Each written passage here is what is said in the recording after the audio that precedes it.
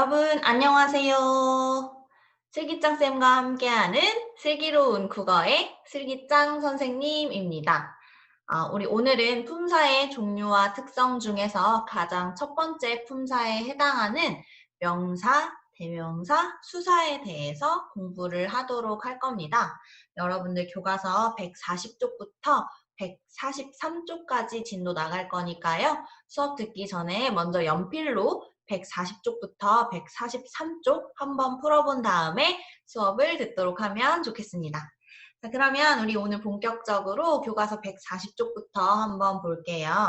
일단은 제목으로 품사의 종류와 특성이라고 나와 있는데 선생님이 지난 시간까지 계속 이야기했지만 우리말의 품사는 총 9개의 종류가 있고요. 그 중에서 우리는 오늘 명사, 대명사, 수사라는 세 가지 품사에 대해서 공부를 할 겁니다.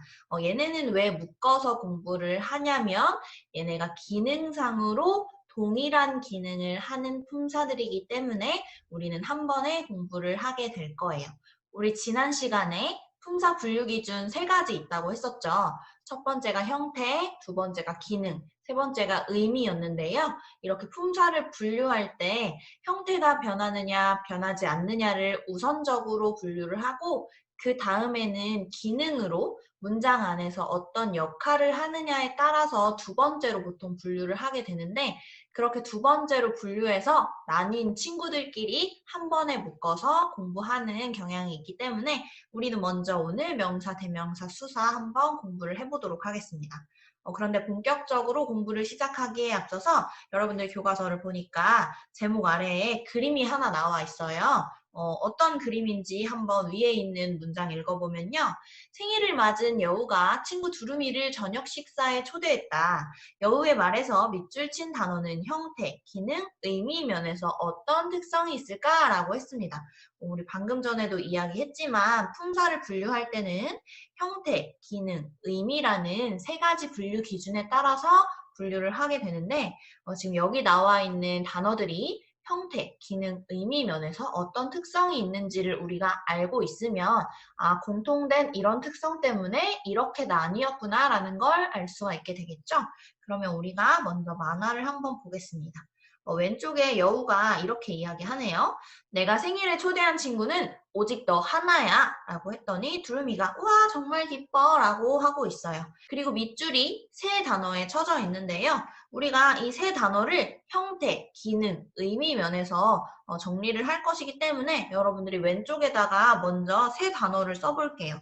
친구라는 단어, 그 다음에 너라는 단어, 그 다음에 하나라는 단어가 있고요.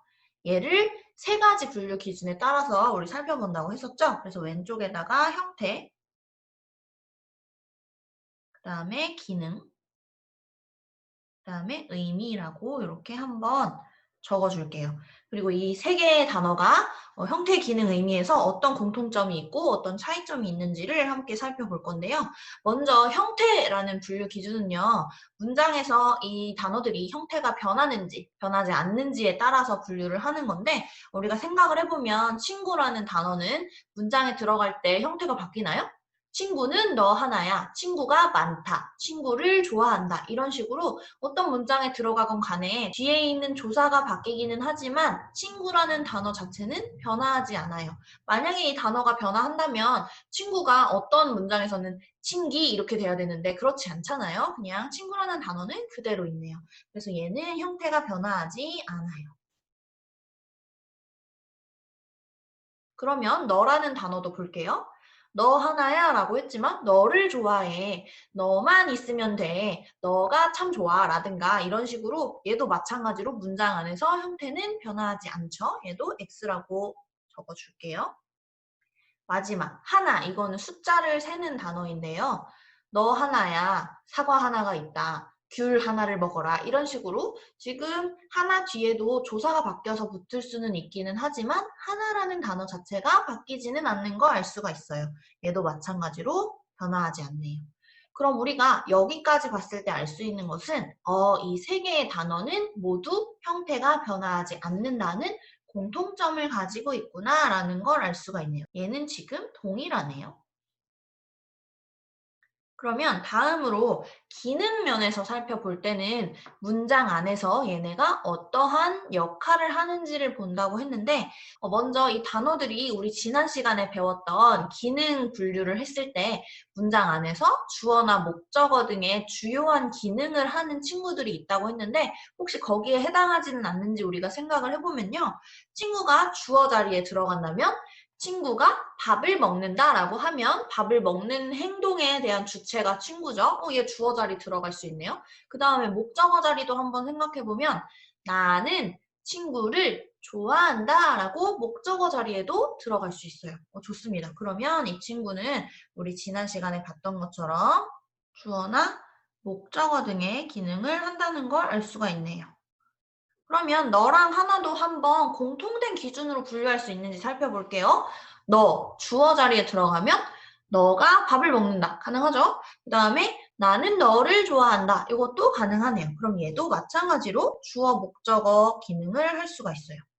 마지막 하나라는 단어도 주어, 목적어 자리에 들어갈 수 있는지 한번 살펴보면 사과 하나가 책상 위에 있다 라든가 이런 거 가능하죠. 그 다음에 목적어 자리에 들어가는 것도 사과 하나를 먹어라 이런 식으로 가나를 이렇게 주어 자리에 들어가는 조사, 목적어 자리에 들어가는 조사가 붙을 수 있기 때문에 얘도 마찬가지로 주어나 목적어의 기능을 할 수 있다는 걸 알 수가 있어요. 그러면 우리는 여기서 또 알 수 있는 거, 얘네 세 개가 기능 면에서도 동일하구나 라는 것까지 알 수가 있죠.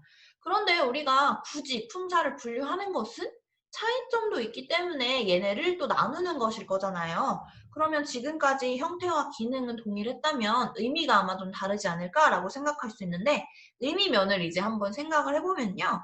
친구라는 단어는 나랑 친하게 지내는 사람, 이 두 사람의 관계를 친구라고 명칭을 지은 거잖아요. 그렇기 때문에 이 친구라는 단어는 대상의 이름을 나타내는 단어라는 걸 알 수가 있어요.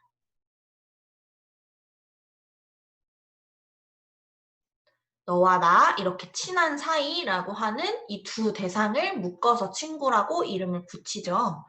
그 다음에 너라는 단어는요. 지금 여기서 너가 두루미를 지칭을 하잖아요. 두루미는 두루미라는 명칭이 따로 있어요. 그런데 두루미라고 부르지 않고 너라고 대신해서 바꾸어서 불렀죠. 그렇기 때문에 너라는 단어는 이름을 대신해서 지칭하는 말이라는 걸 알 수가 있어요. 그래서 이름을 대신 나타낸다는 걸 알 수가 있어요. 그 다음에 마지막으로 하나는 우리 지난번에도 했고 오늘도 선생님 이야기했지만 수량이나 순서 나타내는 것 중에 수량, 즉 양을 셀 때 하나, 둘, 셋, 넷 이렇게 세는 숫자 세는 그런 단어잖아요. 그렇기 때문에 수량이나 순서를 나타내는 단어라는 걸 알 수가 있어요. 근데 여기까지 선생님은 물론 알고 있으니까 잘 정리를 했지만 여러분들은 처음 배우는 것이기 때문에 단어만 딱 보고 이게 이름인지 이게 이름을 대신 나타내는 건지 아니면 이게 수량이나 순서인지 혹은 기능상으로 얘가 주어 자리나 목적어 자리에 들어갈 수 있는지를 잘 판단하기 어려울 수도 있거든요. 하지만 괜찮아요. 우리 지금은 워밍업에 해당하는 부분이고 뒤로 넘어가면서 명사, 대명사, 수사 더 자세히 볼 거거든요. 그러니까 저렇게 분류하는구나 정도만 알고 있으면 될 것 같고 선생님이 그래서 이 의미에 따라서 품사를 나눈 명칭을 다시 한번 정리해서 알려주자면 대상의 이름을 나타내는 단어가 명사에 해당하고요. 대상의 이름을 대신 나타내는 그런 단어들을 대명사라고 부르고요. 마지막으로 수량이나 순서를 나타내는 단어를 수사라고 부릅니다. 우리는 오늘 이 세 가지 품사에 대해서 공부를 하게 될 거고요. 명사와 대명사와 수사의 공통점은 형태가 변화하지 않는다는 것이죠. 그렇기 때문에 얘네는 모두 불변어이고요. 그 다음에 기능상으로 문장 안에서 주어나 목적어 등 주요한 위치, 몸에 해당하는 굉장히 중요한 위치에서 항상 기능을 하고 있기 때문에 이런 친구들은 체언이라고 부릅니다. 그래서 세 가지 품사가 공통점은 형태와 기능 면이고 차이점은 의미면에서 온다라는 거 알고 있으면 좋을 것 같고요. 우리는 본격적으로 1번으로 넘어가서 명사에 대해서 한번 알아보도록 하겠습니다. 자, 보기에서 대상의 이름을 나타내는 단어를 찾아보자 라고 했는데 여러분들이 실제로 사물이 존재하는 경우는 그 사물이 눈에 보이기 때문에 아, 내 눈에 보이는 저 사물을 이런 이름으로 붙이는구나 라고 하는 명사를 찾기가 어렵지는 않아요. 그래서 그런 거를 생각해 보면 예를 들어 나무라든가 이순신도 사람 이름이죠. 그 다음에 우리 눈에 보이는 이 얼굴 이런 것도 눈에 보이는 실제 사물처럼 존재하고 있기 때문에 얘네가 이름을 나타낸다는 걸 찾기는 그렇게 어렵지는 않아요. 근데 문제는 이런 겁니다. 지금 밑에 나와 있는 단어 중에 행복이나 평화나 자유나 이런 것들은 눈에 보이지 않는 대상을 지칭을 하고 있거든요. 하지만 여러분들이 잘 생각해보면 행복이라고 하는 건 정말 만족감을 많이 느끼고 기분이 좋은 그런 상황을 나타낼 때, 아, 저것은 행복이다 라고 명칭을 붙인 거잖아요. 그렇기 때문에 행복이라는 단어도 명사, 즉 이름에 해당을 합니다. 그런데 여러분들이 선생님, 행복은 상태 아니에요? 행복한 상태 아니에요? 라고 물어볼 수 있어요. 근데 여러분들이 잘 생각해야 되는 게 행복이라는 단어 자체는 명사이지만 여러분들이 생각하는 상태 있죠? 행복한 상태. 이것은 우리가 따로 단어가 존재해요. 행복하다라는 단어가 있습니다. 이 행복하다는 뒤에 이 하다라는 말이 붙음으로 인해서 명사가 아니라 형용사, 즉 상태를 나타내는 말로 품사가 아예 바뀌고요. 지금 하다가 붙어있지 않는 행복이라는 단어 자체는 그런 만족감을 많이 느끼고 있는 상황, 상태 이런 걸 나타내는 명칭이기 때문에 이름에 해당합니다. 그렇다면 마찬가지예요. 이 평화라는 말도 굉장히 평온하고 화목하고 이런 상황을 평화라는 명칭으로 나타내죠. 여러분들이 선생님 이것도 상태 아니에요? 라고 생각하는 건 평화롭다라고 뒤에 롭다가 붙어야만 형용사 즉 상태에 해당하는 거고요. 이 평화라는 말 자체는 평온하고 화목하고 그런 상황을 나타내는 명칭이기 때문에 이름에 해당합니다. 그렇다면 마찬가지예요. 자유라는 말도 뭔가 방해가 없고 내가 마음대로 할 수 있는 그런 상황을 나타내는 명칭이기 때문에 명사, 즉 이름을 나타내는 단어에 해당하고요. 얘도 만약에 상태를 나타내는 말로 바꾸고 싶으면 자유롭다라고 뒤에 롭다가 붙어야 됩니다. 선생님이 지난번에도 얘기했지만 동사나 형용사는 다로 끝난다라고 이야기했어요. 그렇기 때문에 지금 동그라미 치지 않은 단어들 있죠. 차갑다나 흔들다 같은 경우는 지금 다로 끝났네요. 그러면 동사나 형용사 중에 하나일 텐데 차갑다는 어떤 대상이 차가운 상태에 있다는 것을 나타내고 있기 때문에 얘는 형용사에 해당하고요. 흔들다는 움직임이 있잖아요. 선생님 이렇게 하면 움직이고 있죠? 그렇기 때문에 이거는 동사에 해당합니다. 우리는 일단 위에 있는 단어를 대상의 이름을 나타내는 단어에 동그라미를 쳐보았는데 선생님이 이 동그라미 치면서 이야기했어요. 그 사물이 구체적으로 존재를 하면 예를 들어 이거는 눈으로 볼 수 있기 때문에 아 저건 얼굴이야 라고 이름을 나타낸다는 걸 알 수가 있는데 뭐 행복이나 평화나 이런 건 눈으로 볼 수 없기 때문에 저게 정말 이름일까? 라는 의문점이 생긴다고 했잖아요. 이렇게 이름을 나타내는 말도 종류를 두 가지로 분류를 할 수가 있어요. 그게 이번에 나와 있는 내용인데요. 구체적인 대상을 나타내는 단어와 추상적인 대상을 나타내는 단어 이렇게 두 가지로 분류를 할 수가 있는데 여기서 구체적인 대상이라고 하는 건 눈에 보인다는 뜻이에요. 아까도 얘기했듯이 물론 이순신이라는 장군님이 지금 살아 계시지는 않지만 이순신이라는 사람이 그때는 존재를 했잖아요. 물론 지금도 이순신이라는 이름을 가진 친구가 있다면 그 친구도 존재를 하겠죠. 그런 실제로 존재하는 사물, 눈으로 보이는 대상에 붙이는 이름은 구체적인 대상에 대한 명사라고 생각하면 되고요. 아까 전에도 얘기했듯이 눈에 보이지 않는 건 추상적인 대상이라고 부릅니다. 그래서 추상적인 대상이라는 건 눈에 보이지 않는 것을 지칭할 때 이런 추상적인 대상을 나타내는 단어에 집어넣어주면 됩니다. 그러면 위에 있는 단어를 다시 한번 분류를 해볼까요? 나무는 실제로 사물로 존재할 수 있죠. 구체적인 대상입니다. 반면에 행복이라는 단어는 우리가 행복이라는 걸 눈으로 보이게 가지고 올 수는 없잖아요. 그래서 추상적인 대상을 나타내는 단어에 해당하고요. 평화도 마찬가지죠. 평화라는 말을 나타낼 수 있는 사물은 없을 거예요. 그래서 추상적인 대상을 나타내는 단어에 평화도 써주고요. 그 다음에 얼굴은 눈에 보이죠. 실제 존재합니다. 그래서 구체적인 대상에 적어주고요.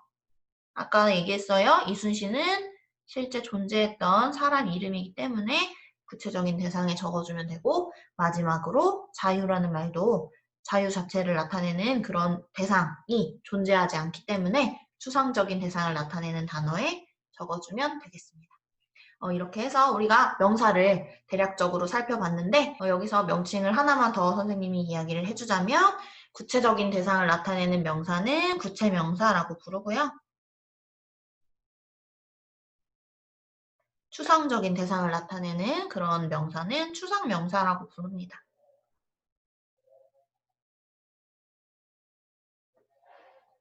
이 외에도 사실 명사는 더 분류 기준이 더 자세히 있어요. 뭐 자립명사와 의존명사라든가 아니면은 보통명사와 고유명사라든가 아니면은 뭐 유정명사와 무정명사라든가 이렇게 명사에는 구체적인 특징에 따라서 또 이름을 더 세부적으로 붙이기도 하는데 사실 거기까지 여러분들이 더 자세히 알 필요는 없을 것 같고요. 일단 오늘은 여기까지 해서 대상의 이름을 나타내는 품사는 명사라고 부르는데 그 명사 안에는 실제 구체적으로 대상이 존재하는 경우도 있지만 존재하지 않을 때에도 명사라고 붙일 수 있다라는 것까지는 꼭 기억하고 있으면 좋겠습니다. 자, 그렇다면 우리 다음 학습 활동을 볼게요. 대상의 이름을 나타내는 단어를 명사라고 하는데요. 학교에서 떠올릴 수 있는 명사를 써보자 라고 했습니다. 여러분들 아마 자유롭게 썼을 텐데 지금 여기 그림 근처에 보면 운동장 이런 거는 실제로 존재하는 구체 명사죠. 반면에 우정 같은 거는 눈에 보이지는 않기 때문에 얘네는 추상 명사예요. 여러분들이 다양하게 구체 명사와 추상 명사를 한번 채워보면 좋을 것 같은데 뭐 저는 친구 이런 것도 생각나고요. 선생님 이런 것도 생각나고요. 지금 하고 있는 수업 그리고 여러분들이 하고 있는 공부 뭐 이런 단어들이 생각이 나네요. 얘네가 모두 이름을 나타내는 명사에 해당하는 단어들입니다. 그래서 이 문제에 지금 보면 명사의 정의가 나와 있기 때문에 여러분들 한번 표시하고 갈게요. 대상의 이름을 나타내는 단어는 명사라고 부릅니다. 꼭 기억하고 있으면 좋겠고요. 다음으로 대명사에 관해서 알아보도록 하겠습니다. 자, 지금 대명사에 관해서 알아보기 위해서 두 친구의 대화가 나와 있는데요. 두 친구의 대화를 한번 선생님이 읽어보도록 할게요. 은행잎이 노랗게 물들었네. 수연아, 이것 좀 봐 라고 했습니다. 그리고 이것에 밑줄이 쳐져 있네요. 근데 혁진이가 그 앞에 말로 이렇게 얘기했잖아요. 은행잎이 노랗게 물들었네 라고 했기 때문에 여기서 이 혁진이라는 친구가 가리키고 있는 대상은 무엇일까요? 은행잎일 거예요. 노란색 은행잎. 근데 앞에 있는 말을 물론 그대로 해도 되죠. 수연아, 노란 은행잎을 봐. 이렇게 해도 되지만 너무 기니까 우리가 보통 앞에 한번 말한 대상들은 좀 더 간략하게 이렇게 이것, 저것 이런 식으로 바꿔서 말할 때가 많잖아요. 그런데 이렇게 바꾸어서 말할 때는 실제로 그게 지칭하는 단어가 무엇인지는 우리가 좀 생각하고 넘어가면 좋을 것 같아요. 그랬더니 수연이가 와 예쁘다. 나는 빨간 단풍잎도 보기 좋더라 라고 했어요. 여기서 나가 누군가요? 이 대화를 서로 참여하고 있기 때문에 알 수 있죠. 나는 수연이라는 친구예요. 나라는 사람을 수연이는 빨간 단풍잎도 보기 좋더라 라고 스스로 말하기 되게 오글거리잖아요. 그래서 나라고 대신 지칭을 했나 봐요. 그랬더니 혁진이가 학교 근처 공원에 단풍나무가 많던데 너도 거기에 가봤어? 라고 했네요. 여기서 너 앞에 나온 똑같은 친구죠. 수연이입니다. 그리고 거기라는 말도 지금 혁진이가 앞문장에서 얘기했잖아요. 학교 근처 공원이라고 6글자나 되니까 그냥 거기라고 바꾸어 불렀네요. 여기서 거기는 학교 근처 공원을 의미하는 말이네요. 그랬더니 수연이가 응, 가을 풍경이 정말 멋있더라고 라고 했습니다. 우리는 실제로 여러분들이 대화를 할 때도 이렇게 앞에 나온 말들 혹은 앞에는 나오지 않았지만 우리가 실제로 보고 있는 그런 대상들을 대신 지칭하는 말로 말하는 경우가 굉장히 많거든요. 그게 바로 대명사라고 하는 품사인데요. 우리 지금 밑에 있는 학습활동 정리 한번 해볼게요. 이 대화에서 밑줄 친 단어가 가리키는 대상을 찾아 써보자 라고 했습니다. 자, 이것은 은행잎이었어요. 노란색 은행잎. 그 다음에 나는 수연이었죠. 그 다음에 혁진이가 이야기한 너도 수연이었고요. 마지막으로 단풍나무가 많은 거기는 학교 근처 공원이네요.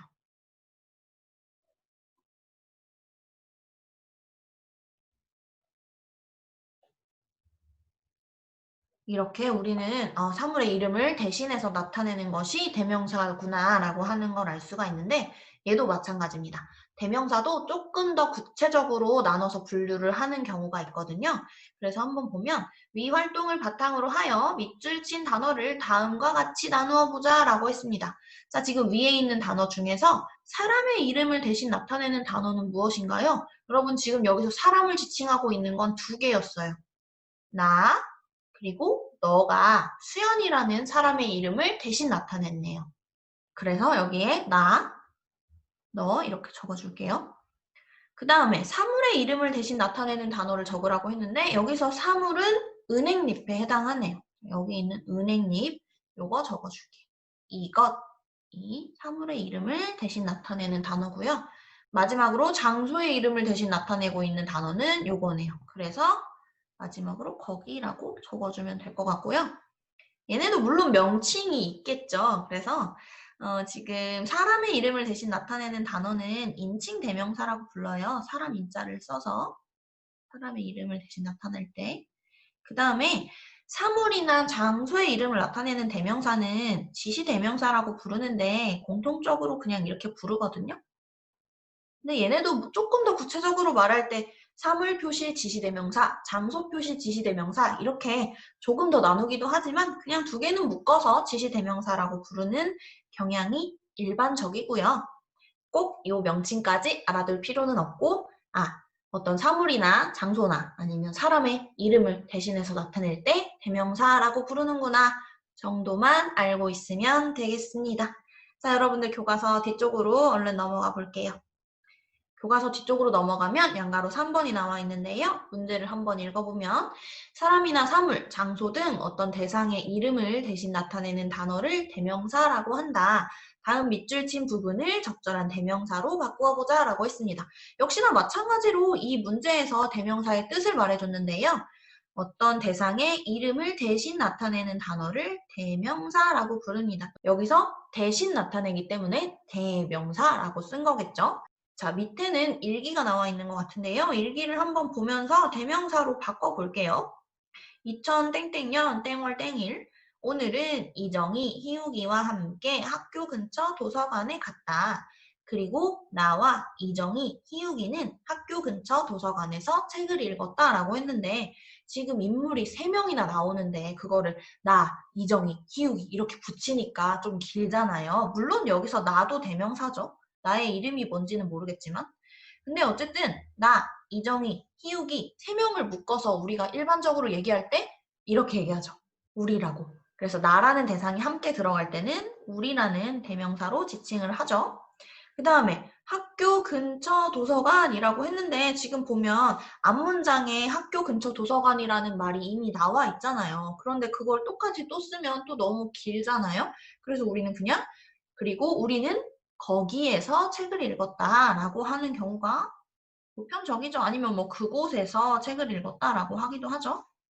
이런 식으로 이미 앞서서 명칭이 나왔다면 우리는 그것을 다시 한번 반복해서 말하기보다는 대신해서 다른 말로 나타내는 경우가 많습니다. 이런 품사를 대명사라고 부르네요. 그렇다면 오늘의 마지막 품사인 수사에 관해서 어서 알아보도록 하겠습니다. 양가로 1번에 보면 가와 나에서 수량이나 순서를 나타내는 단어를 찾아보자 라고 했는데요. 여기서 여러분 수량이라는 말이 좀 어렵게 느껴질 수도 있지만 이 수량이라고 하는 건 양을 나타냅니다. 그 다음에 순서는 알죠 여러분? 첫째, 둘째, 셋째처럼 이렇게 차근차근 나아가는 순서가 있을 때 순서라고 부릅니다. 자, 그래서 가를 먼저 한번 살펴보면요. 하나의 하나를 더하면 둘이 됩니다 라고 했어요. 벌써 숫자가 2개나 나와 있네요. 지금 하나라는 단어. 뒤에 있는 하나는 중복되니까 동그라미 치지 않을게요. 그 다음에 둘이라는 것도 숫자, 수를 나타내죠. 그런데 이 둘이 셋이 되고 넷이 되기도 합니다. 가족이란 바로 이런 것입니다 라고 했네요. 자, 지금 여러분 하나, 둘, 셋, 넷에 선생님이 동그라미 쳤는데 이거는 순서일까요? 아니면 수량일까요? 바로 양, 하나, 둘, 셋, 넷 하는 개수 이런 거를 셀 때 사용하는 말이잖아요. 그래서 수량을 나타내는 단어에 하나, 둘, 셋, 넷이라고 적어줄게요. 그 다음에 나에 보면요. 아침에 일어나서 할 일. 첫째, 기지개를 활짝 켜자. 둘째, 이부자리를 정리하자. 셋째, 오늘 할 일을 생각하자 라고 했습니다. 지금 이 첫째, 둘째, 셋째 같은 경우는 보통 우리가 순서대로 해야 되잖아요. 그래서 이런 말들을 순서를 나타내는 말이라고 하죠. 그래서 첫째, 둘째,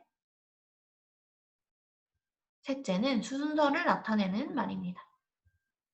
그런데 우리가 앞에서 명사를 배웠으니까 잠깐만 보자면요, 여러분. 지금 가에서는 가족 이런 말 있죠? 이거는 품사로 뭘까요? 우리 함께 살고 있는 사람들을 명칭으로 부를 때 가족이라고 부르죠? 요거는 명사입니다. 그 다음에 것이라는 말 있잖아요. 요거는 조금 어려울 수 있는데 선생님이 아까 전에 얘기했죠. 명사 중에는 혼자 쓸 수 있는 자립 명사도 있지만 혼자 쓰이지 못하는 명사도 있거든요. 그런 게 이런 친구예요. 얘는 명사는 명사인데 의존 명사라고 부르는 그런 친구들도 있다는 거 선생님 알려주려고 한번 이야기했고요. 나에도 명사가 되게 많은데요. 아침 이것도 명사고 일 이것도 명사고 기지개도 명사네요. 이부자리도 명사고요. 오늘도 명사고요. 지금 일은 위에 동그라미 쳤으니까 얘네 지금 전부 다 명사에 해당하는 친구들이네요. 우리가 말을 할 때는 명사를 정말 많이 사용을 하게 되네요. 근데 우리가 지금 공부하고 있었던 건 수사니까 다시 수사로 넘어가서 양가로 3번 보면 수량이나 순서를 나타내는 단어를 수사라고 한다. 보기의 수사를 활용하여 문장을 만들어보자 라고 했는데요. 이것도 정답은 없습니다. 여러분들이 자유롭게 한번 만들어 보면 되는데 선생님은 지금 배가 고프니까 빵 하나와 과자 둘을 먹어라. 이런 문장을 한번 적어 볼게요. 그 다음에 첫째, 둘째는 뭐 여러분들한테 하고 싶은 말. 첫째, 자가 진단을 하자.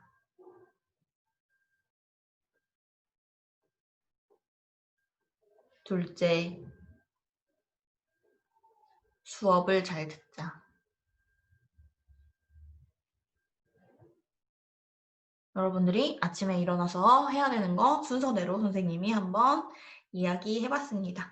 이 외에도 여러분들 자유롭게 한번 문장 만들어 보면 될 것 같고요. 다음으로 4번 넘어가 보겠습니다. 자, 이번에는요, 우리 이렇게 해서 명사, 대명사, 수사 공부를 마쳤는데 이 세 품사의 특성을 탐구를 해보는 시간입니다. 세 품사의 특성을 탐구해보기 전에 마지막으로 한 번 더 복습을 하자면 명사는 대상의 이름을 나타내는 품사고요. 대명사는 대상의 이름을 대신 나타내는 말이고요. 마지막으로 수사는 수량이나 순서를 나타내는 그런 단어들을 수사라고 부릅니다. 자, 그러면 우리 4번을 다시 보면요. 보기에 여러 가지 단어들이 나와 있는데요. 양가로 1번에서 다음 문장에 빈칸에 들어갈 알맞은 단어를 보기에서 모두 찾아보자 라고 했습니다. 그리고 첫 번째 문장은 땡땡은 노래를 불렀다 라고 하는 문장이 있어요.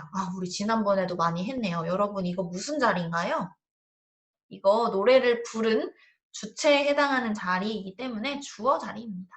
주어 자리에 뭐가 들어갈 수 있냐라고 하는 걸 궁금해하는 것 같고요. 그 다음에 두 번째 문장은 주인은 등굣길에 땡땡을 만났다라고 하는 문장이 있네요. 얘도 지금 을이 들어갔네요. 주어인 주희라는 주체가 만났는데 누구를 만났는지 그 대상이 궁금한 거잖아요. 그래서 여기는 목적어 자리거든요.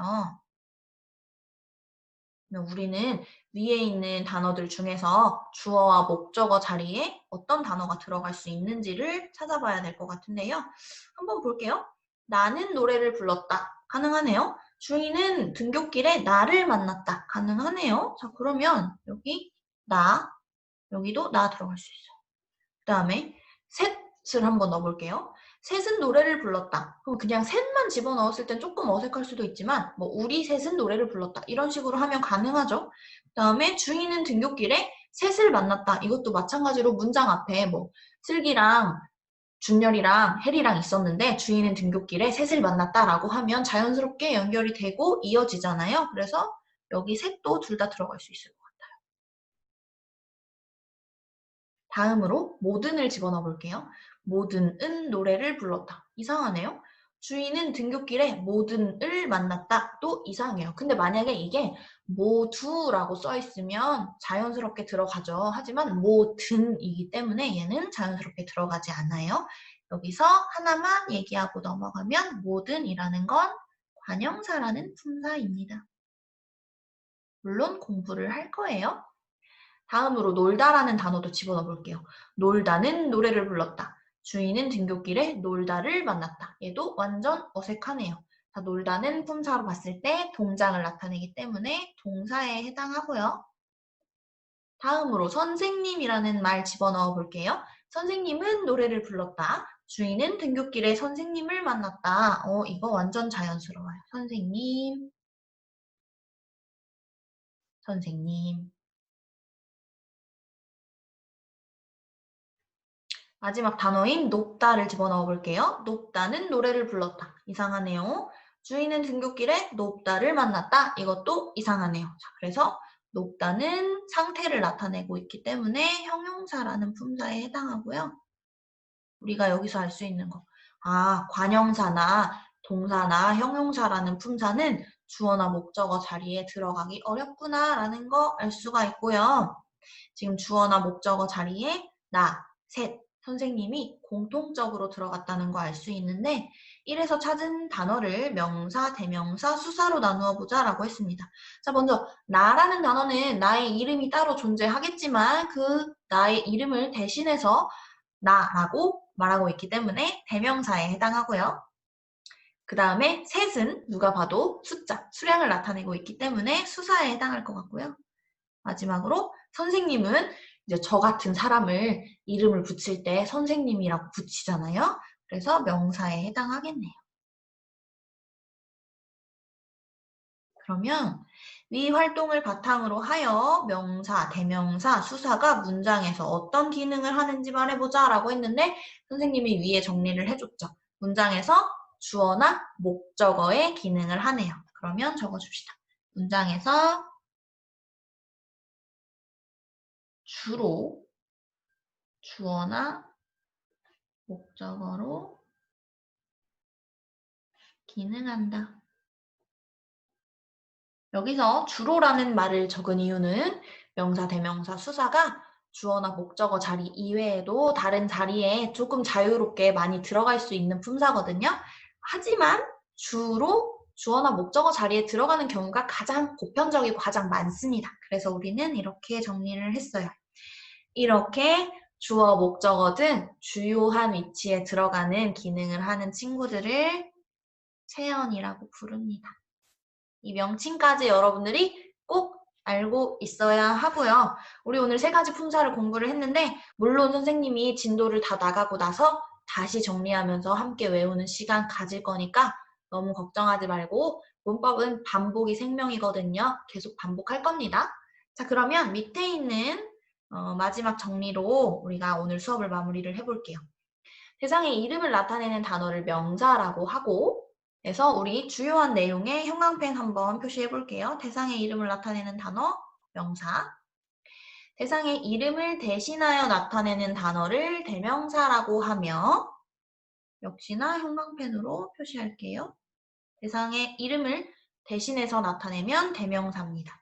마지막으로 수량이나 순서를 나타내는 단어를 수사라고 부른다고 했습니다. 이들은 문장에서 형태가 변하지 않는다. 바로 불변어라는 뜻이네요. 또한 문장에서 주로 주어, 목적어 등으로 쓰여 몸의 기능을 하므로 이들을 묶어 체언이라고 한다라고 했습니다. 그래서 여기도 표시할게요. 체언은 문장에서 주로 주어, 목적어 등으로 쓰이는 그런 기능을 하는 친구들을 묶어서 체언이라고 부릅니다. 정리를 하자면 명사, 대명사, 수사는 형태가 변하지 않는 불변어이면서 문장에서 주로 주어나 목적어 자리에 들어가는 체언이고요. 그 중에서도 명사는 대상의 이름을 나타내고 대명사는 대상의 이름을 대신 나타내면서 수사는 수량이나 순서를 나타내는 단어들을 이야기합니다. 자, 이렇게 해서 우리 첫 번째 품사 파트 구체적으로 한번 살펴봤어요. 명사, 대명사, 수사 공부했는데 문법 어렵습니다. 그렇기 때문에 여러분들 수업 끝나고 나서 다시 한번 140쪽부터 143쪽 천천히 읽어보면서 정리하는 시간 꼭 가졌으면 좋겠고요. 오늘 수업이 유익했다면 구독과 좋아요 눌러주세요. 감사합니다. 안녕!